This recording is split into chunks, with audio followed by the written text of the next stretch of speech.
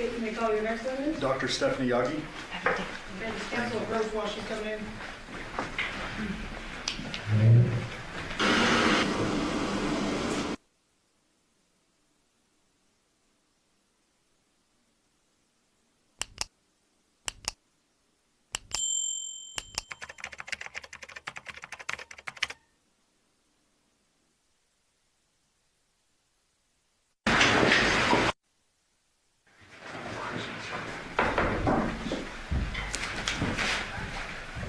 You solemnly swear or affirm the testimony you're about to give in this action shall be the truth, the whole truth, and nothing but the truth, so help you God. Yes, I do. Amen. And Doctor, if you please state your full name and spell it for the record. First name is Stephanie, Stephanie. Last name is Yagi, Yagi. Whenever you're ready. Thank you. Ma'am, what do you do for a living? I'm a medical examiner at the Clark County Coroner's Office. And how long have you been so employed? About 3 years. What is it that you do on a day-to-day basis at the medical examiner's office? So my role, my primary role at the medical examiner's office is going to be determining cause and manner of death in any sudden, unexpected, violent, or suspicious deaths. How do you go about examining a deceased person that comes into your office? So to determine cause and manner of death, oftentimes we will do a medical type of examination, and one of which is an autopsy. Are you trained in conducting autopsies? Yes. Can you please describe your education and training in order to do what you do? As a medical examiner, I am a medical doctor. I have my degree and I'm licensed to practice medicine in the state of Nevada. I'm also board certified in anatomic, clinical, and forensic pathology. And if you didn't say already, how long have you been conducting autopsies with the Clark County Coroner's Office? About 3 years. You mentioned the terms cause and manner of death. Yes. What is a cause of death? So a cause of death is going to be a natural disease or traumatic injury that ultimately leads to cessation of life. Do you conduct autopsies to determine cause on every single death within Clark County? No. Which do you focus on when it comes to autopsy specifically? So our office, again, is responsible for conducting medical examinations on any sudden, unexpected, violent, or suspicious thereof deaths. Can you give a couple of examples of causes of death? Sure. So causes of death might be something like hypertensive cardiovascular disease, which is high blood pressure, blunt force injuries due to motor vehicle accident, something like gunshot wounds. Is there a difference between a cause of death for your purposes and the mechanism of death? Yes. Can you describe that for the jury? So the mechanism of death is more what's happening inside your body, so the pathophysiology of our particular disease process or traumatic injury, where a cause of death is going to be the overarching event that led to death. You also mentioned the term manner of death. What is that? Manner of death is how the circumstances of the death arose. It's a categorical determination of which we have 5. So those are going to be a natural, accident, suicide, homicide, or undetermined. When it comes to homicide, what does that term mean? For us, homicide is death at the hands of another. And what does the undetermined manner mean? Undetermined is for situations where we can't make a determination. So it is either unknown or we can't determine between one or more other mechanisms or manners of death. We'll get back to that in a moment. In your prior testimony, you mentioned the term autopsy, and I think I glossed over it. What does an autopsy actually entail? So an autopsy is a medical type of examination. It has multiple parts. The first of which is going to be an external examination. So we look at the body. We document any identifying features, eye color, hair color, tattoos, any external trauma or injuries that we can see with our eye. Then we'll move on to an internal examination where we open the body in a surgical-like fashion. We again inspect the internal organs for things like natural disease or trauma and injury. The autopsy also includes ancillary testing, such as like toxicology testing. We can do imaging like x-rays. We can get other consultations as we see fit, as well as look at tissue under the microscope if needed. And I would presume that every autopsy is a bit different in determinative of what types of testing you're going to conduct. Yes, so we perform these things on a case-by-case basis. I want to bring your attention back to August 8th of 2023. On that date, did you receive a body ultimately identified as Jonathan Willette? Yes. And was that your work documented under Clark County Coroner's Office case number 23-04811? Yes. What was the condition of John's body and how did you receive it? So the body is received at our office in a sealed body bag. Once the seal is broken, the body undergoes forensic processing and goes through the autopsy procedure as I've previously discussed. At the time of the external examination that I performed, there was absence of the head of Mr. Willette's body. While the autopsy process is occurring, are you or other staff photographing the body? Yes, photographs are taken at every step of the process of the autopsy examination, which are done by our forensic technicians. Those forensic technicians, do they go hands-on with the body at any point during the process? Yes, our forensic technicians are actually responsible for moving the body and eviscerating the body, which is, again, doing the internal examination or internal dissection portion of the exam.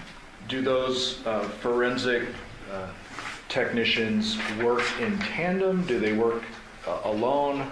What is the common process? The forensic processing is usually done by the forensic technician in singularity prior to the exam, and during the exam we do work in tandem with the forensic technician. Weird question, but I have to ask it. What percentage of your forensic techs are female? Currently at this time, 100% of our forensic technicians are female. And is it common for those female forensic technicians to flip bodies on their own? Yes. All the time? Quite often.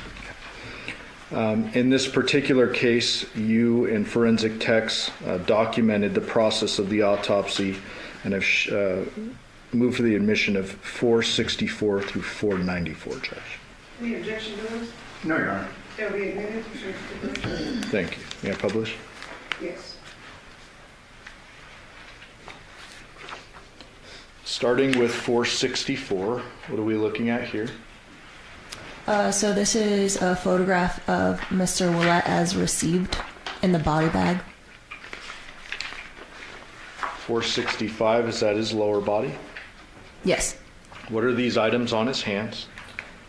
These are bags to preserve possible trace evidence that are placed on the body at the scene.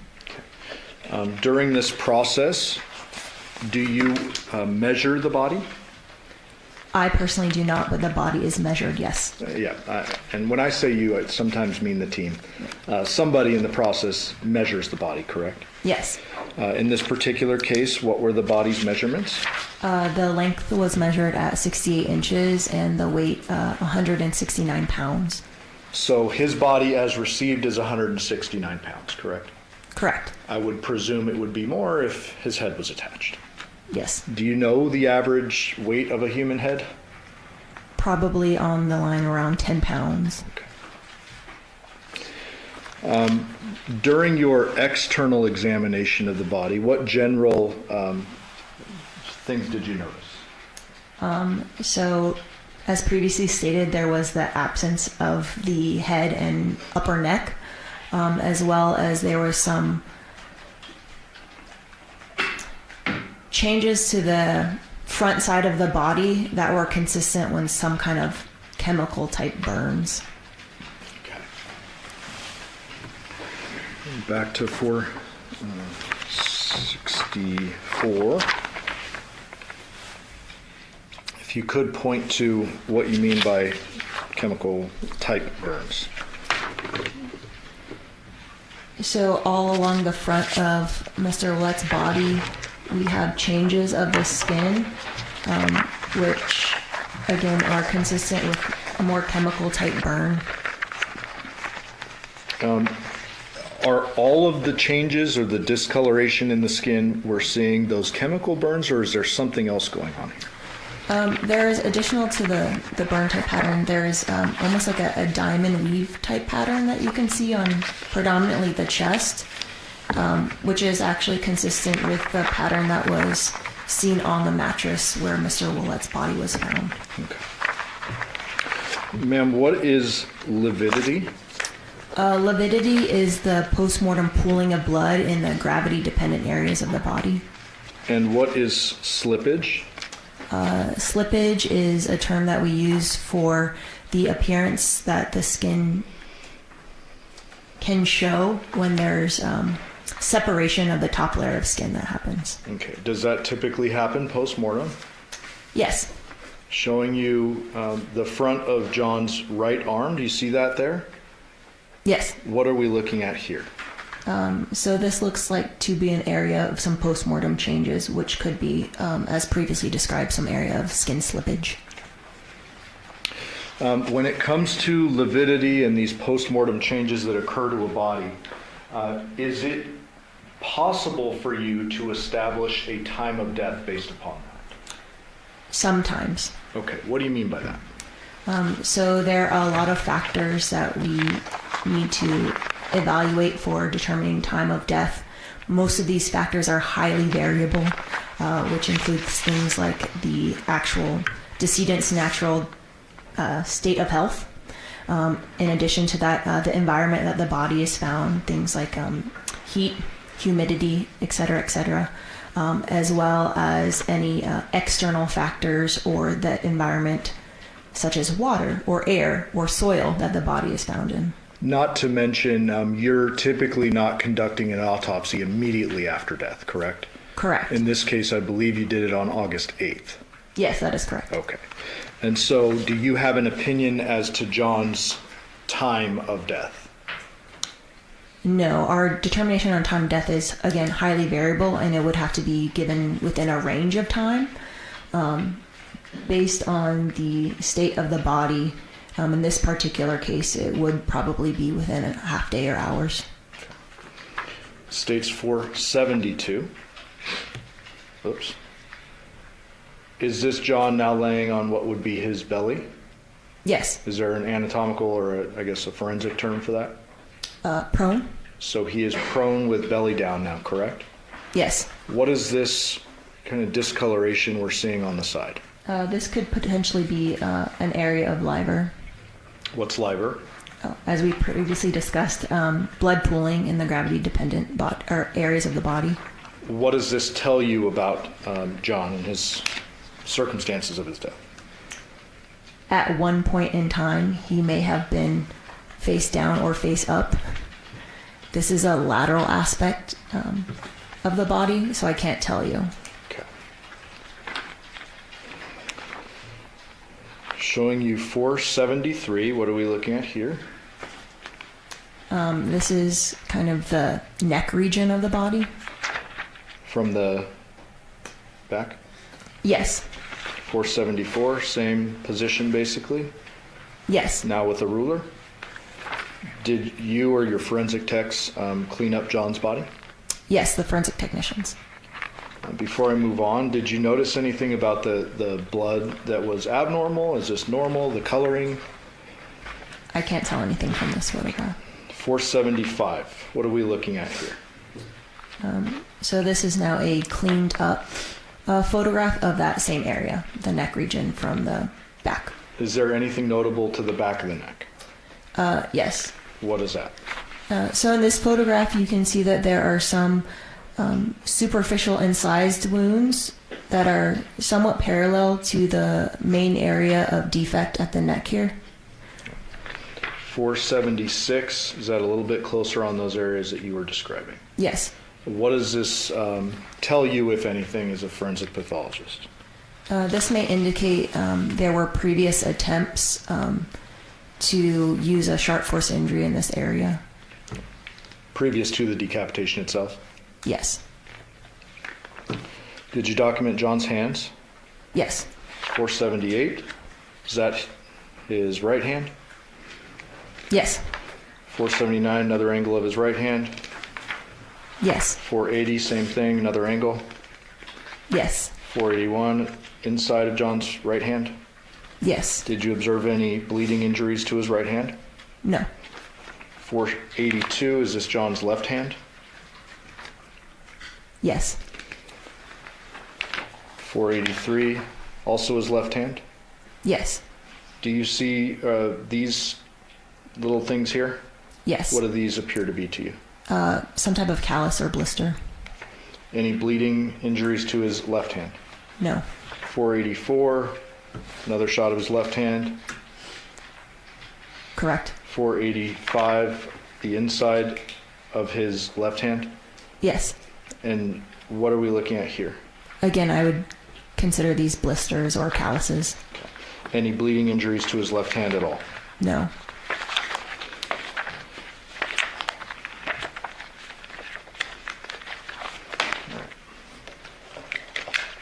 Did you observe any minor injuries to the rest of John's body, staying away from the head and neck? Yes, there are a few contusions or bruises to the extremities. When you say a few, how many do you mean? At least 3. Were those minor in nature, meaning not very apparent? Yes. I'm going to show you now another kind of graphic photo. 466. Can you reorient us? Yes, so again, this is a photograph of the neck region, and now the body is on its backside. Okay. Can you just describe what you're seeing in this photograph? Sure. So there is a kind of irregular defect that has resulted in a complete decapitation of the body.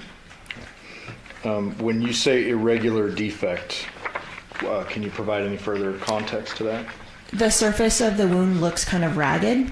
It doesn't look straight. Okay. 468, are we now looking down into essentially what would be John's neck? Yes. What did you observe during your internal examination of this portion of the body? So on the internal examination, anatomically or just by looking at it, this wound did not appear to be ante-mortem. It appeared to be post-mortem, so made after death. Okay. And how are you able to determine that? So when the body is alive, there are some features that we can look at anatomically or with our eye, as well as microscopically, to indicate that there was a body's response to an injury. And I saw neither of those, again, grossly or microscopically in this particular case. So to oversimplify it, the decapitation happened after he was killed. Yes. 470, is this a side view of that same area? Yes. What type of surfaces or types of the body are actually sliced through when a decapitation occurs? So in this particular case, we would consider this a complete decapitation. So there is transection through the soft tissues, which are like skin and muscle, as well as any vasculature that is within that soft tissue. In this case as well, the decapitation went through the spine. So both the bony parts of the spine as well as the spinal cord, as well as the structures in the neck. So again, the muscle, soft tissues of the neck, as well as kind of the throat area. States 486, what are we looking at here? So this is a internal photograph of that same area, taken from the front side of the body. What is the purpose of you eviscerating the skin and taking these photographs? Well, as part of the autopsy examination, we examine all parts of the body, one of which is routinely the neck. So we would do this naturally in every case. Did you see any evidence of strangulation with what was left of the neck? No. What would you expect to see in the event of strangulation? So in some strangulation cases, findings that are suggestive of that would be intramuscular hemorrhage of the anterior neck muscles, as well as sometimes we can have fracture of the hyoid bone, which is a bone in the neck. And is the hyoid bone in this particular case gone? Yes, So you weren't able to examine the hyoid bone, but you didn't see any of that hemorrhaging you just described. correct. When it comes to eviscerating a body, is it common for you to use tools? Yes, Do you use mechanized tools or just hand-powered tools? both. When you use mechanized tools, do you get blood splatter in your face? Not me personally. No. Okay. Are there times in which there will be splatter? Yes. How so? So if a saw is being used and there is active bleeding, say within the brain or within the head, sometimes as part of the technique of taking off the skull cap, blood could splatter. When there's active bleeding inside the head? Yes. Okay. If someone is dead, how is there active bleeding inside the head? Well, there is blood within the cranial cavity, and the sheer mechanism of the saw can splatter blood. Got it. When it comes to the autopsy process, is there ever a time in which you need to decapitate a body? No. Okay, so that's not a thing that you actually would have to do. No. And so, in this particular case, did you use tools to take some items out of John's body to forward on to someone else? Yes, tools were used. What type of body parts are you removing? So as part of this particular examination, segments of the cervical spine were removed for a forensic anthropology consultation. States 488, is that one of the sections? Yes. And Did you say 488 or 48? 488. 488, okay. And 489, is that the same section? Was it one section you took or multiple? Multiple cervical vertebrae were taken out. States 490, are those the cervical vertebrae that were taken? Yes. And 491, what is this little piece here?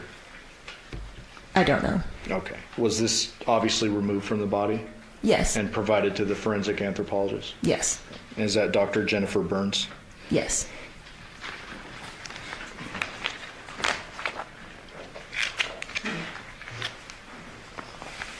Why is it that you need to enlist the assistance of Dr. Burns? So forensic anthropologist can help us. Well, she can look at the bones that were removed from the body and possibly do studies, either by eye or with the use of microscope, to see what kind of marks were left on those bones. And that was done in this case? Yes. Once that is done, do you receive her report back? Yes. And after that, is it that coupled with a bunch of other stuff that you make your ultimate cause and manner determination? Correct. And you mentioned toxicology earlier, 492, what is this? No, this is a urine drug screen cup. 493, Same thing, just different side. 494, same thing. Yes. Did you send those items out for testing as well?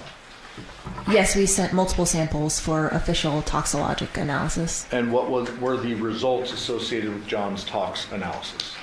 So in the peripheral blood, ethanol or alcohol was detected, as well as caffeine and I believe cotinine, which is a metabolite of nicotine. Those items were also detected in the urine and gastric contents. Was there a low level of marijuana? Oh, yes, I apologize. That's okay. Delta-9 THC, which is the active ingredient in marijuana, and its metabolites were also detected in the peripheral blood. And was there findings associated with GHB? Yes, so in addition, in the heart blood, GHB, which is gamma butyric acid, was also detected at a low level. What kind of scientific explanation is there for the GHB? So GHB is a chemical that can be endogenously produced, which means our body naturally produces it. And at the level that was detected through the toxicology report is consistent with natural levels of GHB. Okay, so we all have GHB in our bodies? Yes. So the level found here is not as though he ingested some drug it's actually consistent with naturally occurring levels in our body. Yes. And you mentioned alcohol was found in his body. Yes. What was the level with association to that? In the peripheral blood, I believe it was 29 milligrams per deciliter. And does that, I guess, is there a percentage or a decimal that's associated with that? Yeah, so that would equate to like a blood alcohol level of 0.029. And are you familiar with the legal limit in Nevada? Yes, What is it? 0.08. Okay, and that's considered legally drunk? I guess so. Okay. Well, 0.02 is a relatively low level. It's below the legal driving limit, yes. Are there post-mortem changes that occur that could affect the level of blood alcohol concentration? Yes, there could be. And how would that potentially affect the level? So as the body decomposes, the microbes that are in our body actually also produce alcohol.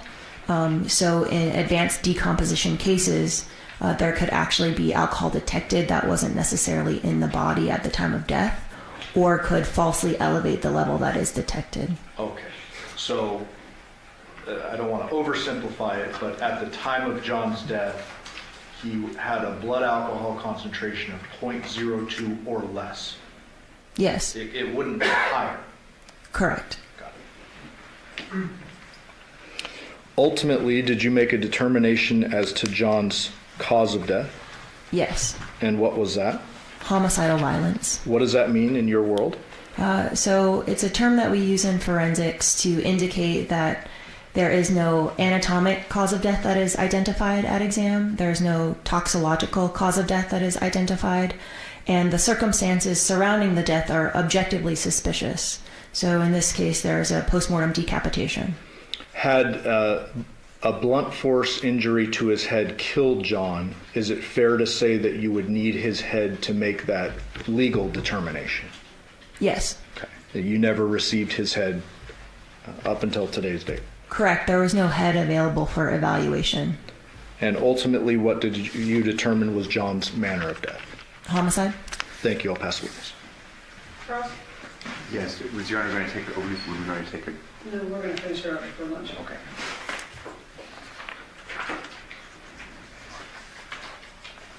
Good afternoon. Good afternoon.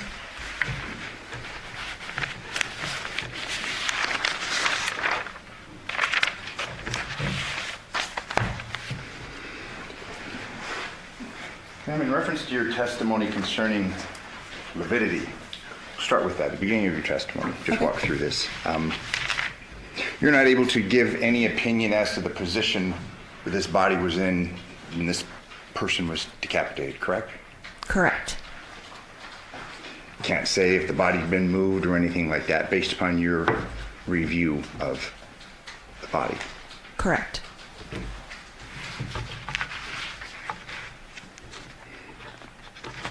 You're unable to say whether the body was face down or face up when the decapitation occurred. Fair to say? Correct.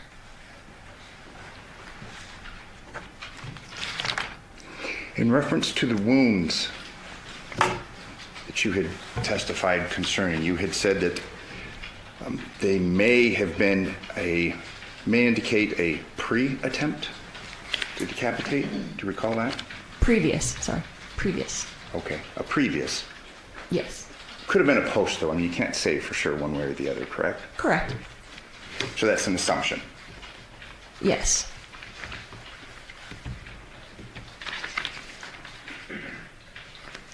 At this point in time, on August 8th, when you conducted this examination, approximately how many autopsies had you performed?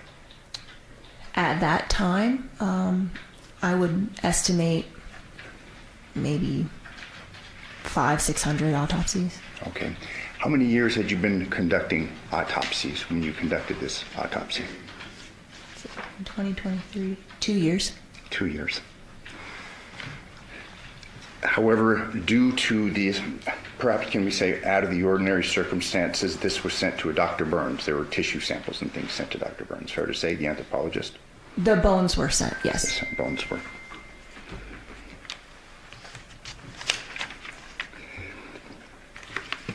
You had testified that you were unable to approximate the time of death other than half a day, something like that, correct? Yes, a large range of time. Large rate, okay. So you couldn't say 2 o'clock, 3 o'clock the previous day, could you? That's correct. When the body is examined and further dismembered, the body is refrigerated, correct? Yes. At what temperature is the body when you examine it? Just give or take. At the time of examination, room temperature. Okay, but previous to the examination. While refrigerated? Or- Yes, yes. Okay. When it's brought, why don't we go through the process Sure. a little bit? The body is brought to the coroner's office, correct? Yes. Where is it placed? The body is then placed in our refrigeration area. Yes. Okay. And this refrigeration area, kind of like you see in the movies, has bodies, trays, things like that? Yes, there are other bodies. And what temperature are those refrigeration units where the I- bodies are stored? I don't know off the top of my head. Okay. Cold enough to preserve the bodies, correct? Yes. Fair to say just above freezing? I can't say. Okay, you don't know. I don't know. You were asked questions concerning through the course of your examinations, these autopsies, limbs, other things are severed, correct? Sorry, can you They repeat the can be. question? I mean, you were asked on direct. At times, there's a necessity to cut a body, correct? Yes. And these cuts are generally made by yourself, the coroner. No, not always. Who are they made by? So our forensic technicians assist us in the evisceration portion of our examinations. And during this evisceration portion, the bodies have just been brought from the refrigerators or the cooling, freezing devices, correct? Yes, in our storage area. Fair to say then you're not going to have cast off or splatter because the blood contained within the cadaver is very cold, correct? Well, the heart is also not beating, so we don't have spurting blood. Right, but we're not talking, we'll get to that. But as far as, obviously you'll agree with me that there's a congealing mechanism when the body is refrigerated, correct? Blood can clot, yes. And this evisceration of the body occurs sometime after the death, generally, correct? Yes. It can be perhaps like a day, in this case, 2 days, 3 days, multiple days, correct? Correct. So we've got a body now that has obviously been dead for some period of time in conjunction with this element of refrigeration, correct? Yes. And you would agree with me then, and when the tools are used, and you'll agree with me that these tools that are used are designed to cut through tissue, bone, things of that nature. Yes. So they're made to sever limbs or sever necks, things like that, correct? Yes. So when you're using these specialized instruments made for the dismemberment of a body, it's done with a special instrument. It's done when the body's been refrigerated. It's been done sometime after the person has been deceased, correct? In my experience, yes. Let's turn our attention to the facts and circumstances of this case, okay? Okay. Let's say a person is decapitated a fairly short time after that person or upon that person being killed, okay? You'd expect that if the neck is severed or the body is severed from the head, there's going to be fresh blood, correct? Perhaps if the person is dead and the heart's not beating, but we have liquid blood, correct? I would expect there to be blood, yes. Let's say a sawzalls are used or some other electric saw. Fair to assume that we're going to have some blood if this head is being severed, correct? Possibly. Closer in time to death, the more likely that we're going to have blood that's able to be cast off, correct? Possibly. And we're not talking about a slight possibility, we're talking about a real possibility, aren't we? Can you be more specific? I don't know what you're asking. Sorry. Okay, what part of my question is unclear? Just so I can ask you questions so we can be on the same page. Yeah, the specification of real possibility, I don't Okay, know. you say it's possible. I mean, it's likely, correct? Depending on circumstances, yes. Okay, so now we're getting from a near possibility to a likelihood.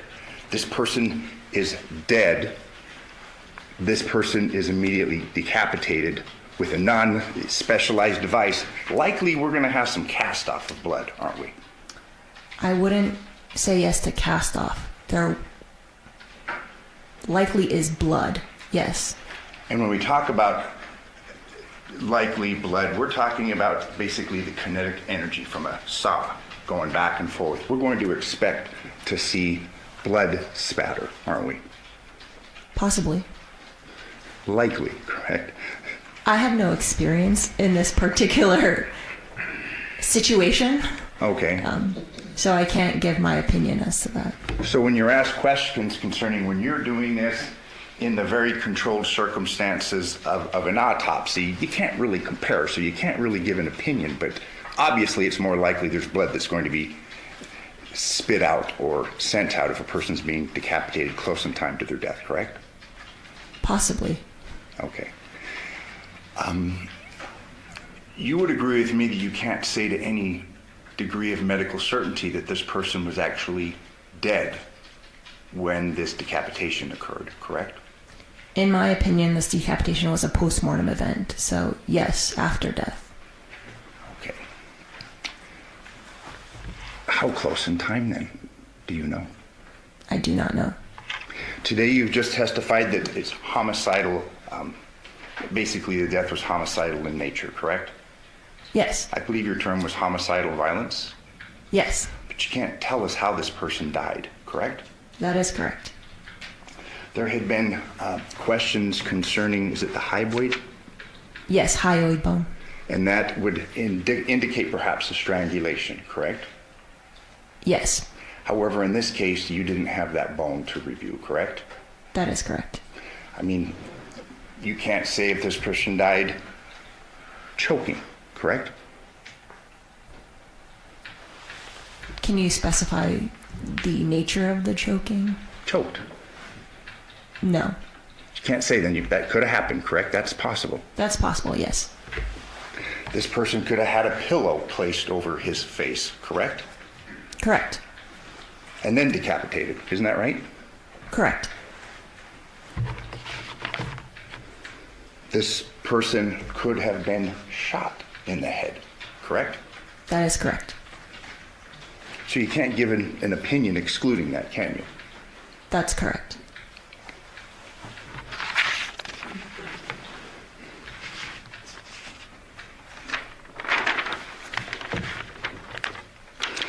You were asked questions concerning any bleeding injuries on the body, correct? Yes. Fair to say at this point in time, this body wasn't bleeding, correct? No active bleeding, correct. I mean, the head's off, it's not bleeding, correct? Yes.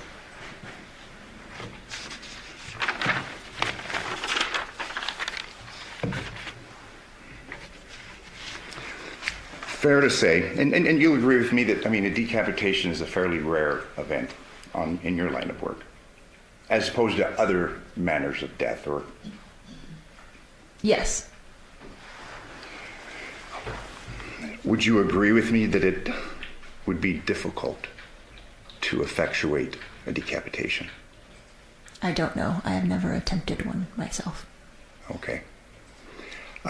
Based upon the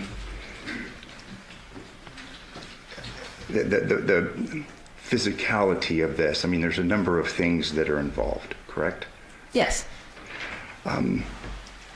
We have the blood system, the veins, things of that nature in the neck, correct? Yes. And you would agree with me whether that person is dead or not. I mean, we have what, the aorta veins? Big veins, correct?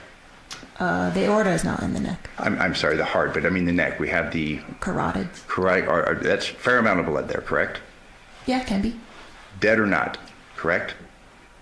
Well, if they're dead, there's no blood in the carotids. Okay, so they're saying, let's say that person died shortly before or at the time of decapitation, there's going to be blood in carotid arteries, correct? There might be. Okay. And if those carotid arteries are severed, we're going to expect cast off from the blood contained within the carotid arteries, correct? If the person is dead, no. Okay, so let me say, in the arteries, is there going to be blood? And we're not talking the person that's been dead for days. We're talking minutes, perhaps. Yes, there may be some residual blood. Okay, and this residual blood, if those arteries are cut with a power tool, we're going to expect there's going to be some form of cast off, correct? There may be, yes. The musculature, obviously that would have to be severed, correct? Yes. And there's a fair amount of musculature in the human neck, correct? Yes.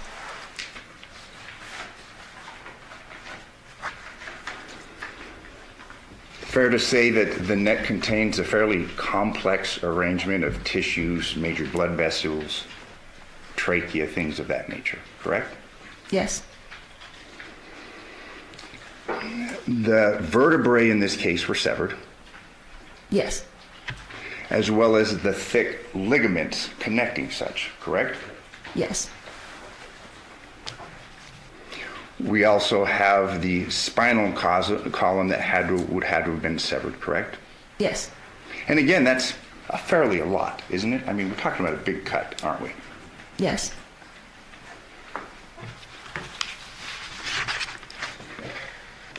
Dense ligaments, cartilage, correct? All that had to have been severed, correct? Yes. So this is fairly different than, let's say, a limb, correct? That depends. Okay, an arm. I mean, neck's a lot more going on there than an arm, correct? Yes and no. There are still some of the same elements that you see in the neck and arm, including bones and soft tissues. Okay. But would you agree with me that the neck is a more complex portion of the body than the arm? Yes.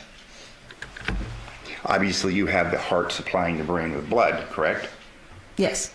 So you have large arteries supplying the brain with blood, correct? Yes.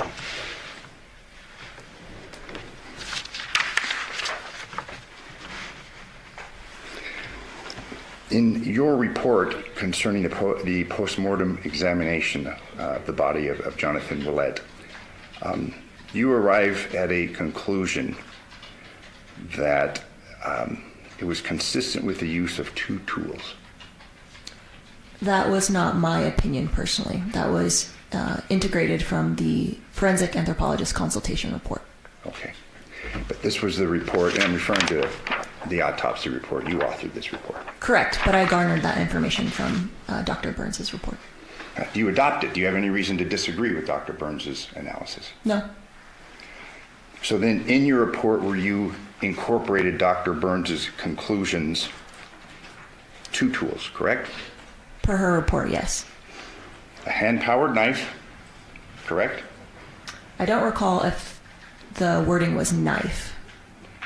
And if I told you it says a hand-powered knife, would you have any reason to disagree No. with me? And a mechanically powered saw, correct? Sure.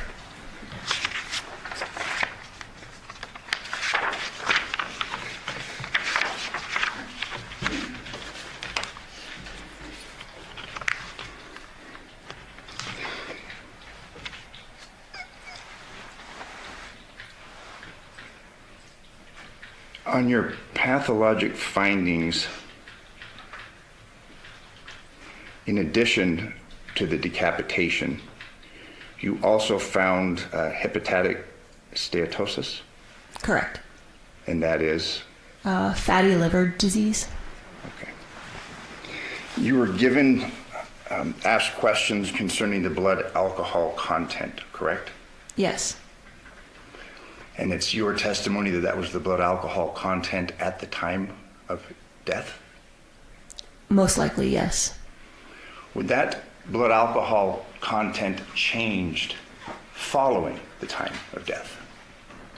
It could. So, as previously discussed in the postmortem interval, there is postmortem development or formation of ethanol that can be produced by the body's microbes. So then it would be unfair to say what the blood alcohol content was actually at the time of death. Fair to say? Correct. And also that person's blood alcohol content would have to be, you say at the time of death, but then we don't know what the time of death is, do we? Not exactly.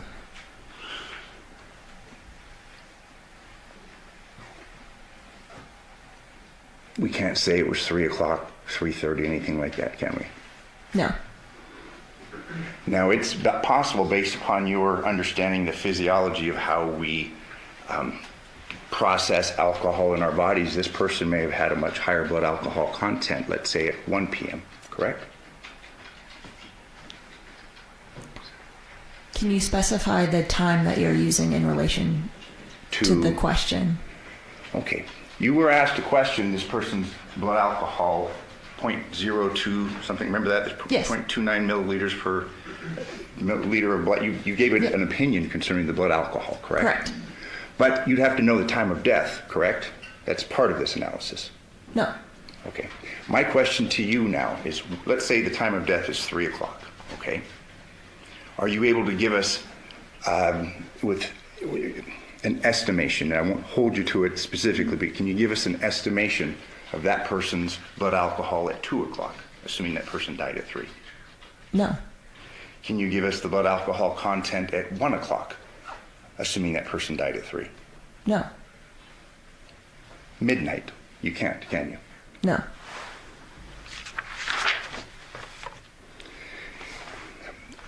In addition to the alcohol that was in the blood, you also found evidence of THC, correct? Correct. And what was the level of THC in Mr. Willette's body? I don't recall off the top of my head. Okay. Fair to say that the combination of both alcohol and THC affects a person's ability to drive a vehicle?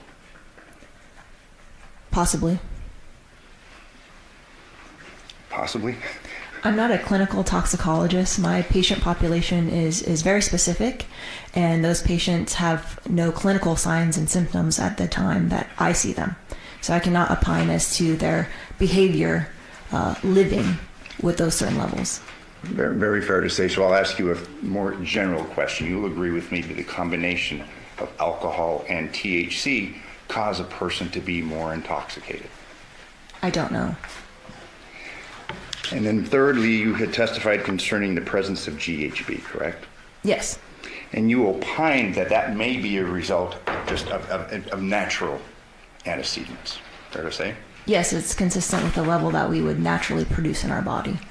But you can't give an opinion as to whether or not this person had ingested drugs or GHB specifically. That's correct. So this person may have, in addition to ingesting alcohol and marijuana, this person may have ingested GHB, correct? Yes, possibly. And again, the combination of these three substances would presumably lead to an intoxicated state. It might. Again, I'm not a clinical practitioner. I could have the court's indulgence.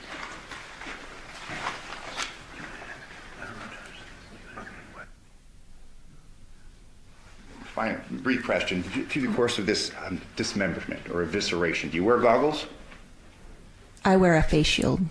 Okay, and that's because of cast-off and things that you may get, correct? Along with other bodily fluids that we may encounter, yes. Apron on, correct? Yes. For the same reason, to protect yourself from cast-off of blood or other bodily fluids. Correct. And again, the height of this autopsy table, what is the height? I don't know off the top of my head. Is it made for the ease of moving a cadaver? Yes, so it can be moved up and down. To ease in the flipping back and forth and such of the body, correct? Also to help with our technicians who are varying heights. So they're the ones doing the evisceration, so we want everyone to be ergonomic and comfortable. Understood, and to work together as a team to move the body, correct? Yes, sometimes we do. Thank you. I have no further questions. Ready to next step? No, Your Honor, thanks. Do the gentlemen here have any questions for this witness? Okay, seeing no response, doctor, you are excused. Thank you very much for your testimony here today.